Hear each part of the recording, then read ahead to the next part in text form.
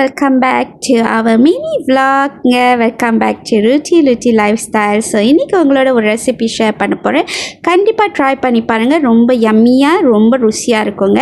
So மீஹோன் பெரட்டல் தாங்க உங்களோட share பண்ணுறேன். நான் என்ன ஃபர்ஸ்ட் எடுத்துருந்தேன்னா சின்ன குனி என்ன செய்யுங்க, முதல்ல சுடுதண்ணில் ஊற வச்சுருங்க. அப்புறம் என்ன செய்யுங்க, மீஹோனை வந்து ஊற வச்சுருங்கங்க. ஸோ நான் வந்து பச்சை தண்ணியில் தான் ஊற வைப்பேன். நீங்கள் பார்த்துக்கோங்களேன், உங்களுக்கு சுடு தண்ணியில் ஊற வைக்கனாலும் ஊற வச்சுக்கோங்க. நான் வந்து நார்மலாகவே பச்சை தண்ணியில் தான் ஊற வைப்பேன்.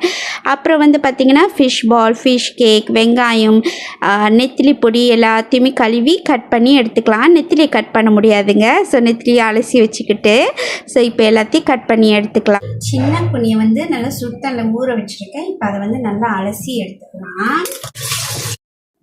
அலசி எடுத்து சின்ன குனியை நல்லா இடிக்கல்ல வந்து இடிச்சுக்கோங்க. ஸோ இடிச்சிட்டு வந்துட்டு நம்ம இப்போ மிளகா சாந்து ரெடி பண்ணிடுவோங்க. உங்கள்கிட்ட நீங்கள் வந்து பிளேண்ட் பண்ணியிருந்தாலும் ஓகே தான். இது வந்து பட்டை மிளகாத்தூள் கொஞ்சமாக கரைச்சி எடுத்துக்கிட்டேன்.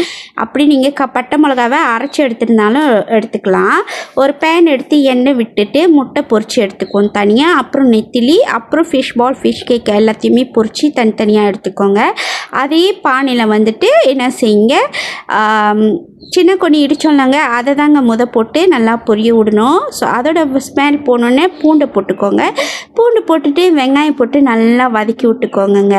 ஸோ வெங்காயம் வந்து நீங்கள் பார்க்கலாம் கண்ணாடி பதத்துக்கு வந்தோடனே நீங்கள் என்ன செய்யுங்க, கரைச்சி வச்சுருக்கிற மிளகா சாந்து ஆட் பண்ணிக்கோங்க. மிளகா சாந்து ஆட் பண்ணிவிட்டு நான் என்ன பண்ணுறேன்னா கொஞ்சோண்டு இடிக்கல்ல வந்துட்டு தண்ணியை மிக்ஸ் பண்ணி அதிலே ஊற்றுறேங்க. ஏன்னா சின்ன கொடி இடிச்சோல்ல, அதனால் அதிலே வந்து நான் அந்த இடிக்கல்லை கழுவி தண்ணி ஊற்றிட்டேன். ஆனால் இதோட முக்கியமான இன்க்ரீடியன்ட் வந்து என்னன்னாக்கா, இருங்க இப்போ சால்ட்டு போட்டாச்சா, அது இதுதாங்க புளி தண்ணிங்க. புளி கொஞ்சமாக ஊற்றி பாருங்கள், டேஸ்ட்டு வேறு லெவலாக இருக்கும். அப்புறம் சீனி போட்டுக்கோங்க. அப்புறம் போட்டுட்டு கொஞ்சம் மிக்ஸ் பண்ணியோடனே நம்மளோட சாந்து கொதிக்குதுல, அந்த நேரத்தில் மீஹோனை போட்டு இந்த மாதிரி நல்லா ஒரு மிக்ஸ் பண்ணிவிட்டு கவர் இருந்துச்சுன்னா லிட்டை போட்டு மூடி வச்சுருங்க. ஒரு ஃபியூ செகண்ட்ஸ் மூடி வச்சுட்டு நீங்கள் திருப்பி விட்டிங்கன்னா மீஹோன் வந்து உடையாமல் இருக்குங்க. அப்புறம் பொரிச்சு வச்சுருந்த முட்டை, நெத்திலி, ஃபிஷ் பால், ஃபிஷ் கேக் எல்லாத்தையும் போட்டு நல்லா மிக்ஸ் பண்ணிங்கன்னா இப்படிக்கா ஒரு திருப்பு அப்படிக்கா ஒரு திருப்பி விட்டிங்கன்னா நம்மளோட மீஹோன் தடா ரெடி. ஸோ மறக்காமல் செஞ்சு பாருங்கள். சுட மீஹோன் பரட்டியாச்சு. கண்டிப்பாக இந்த ரெசிபியை ட்ரை பண்ணி பாருங்கள். கண்டிப்பாக சொல்கிறேன், ரொம்ப நல்லா இருக்குங்க. ஸோ நான் இதில் வந்து சீக்ரெட்டான இன்க்ரீடியன்ட்லாம் உங்களோட ஷேர் பண்ணியிருக்கேன். இது வந்து எங்கள் அம்மா போடுவாங்க. ஆனால் ஒரு இன்க்ரீடியன்ட் மட்டும் நான் போடல, காஞ்ச உடா. ஏன்னா நான் சின்ன குனி போட்ட வாசி காஞ்ச உடா வந்து ஸ்கிப் பண்ணிட்டேன். அப்படி நீங்கள் ரெண்டுமே போடலாம். ஸோ சாப்பிட்டு பார்ப்போமா?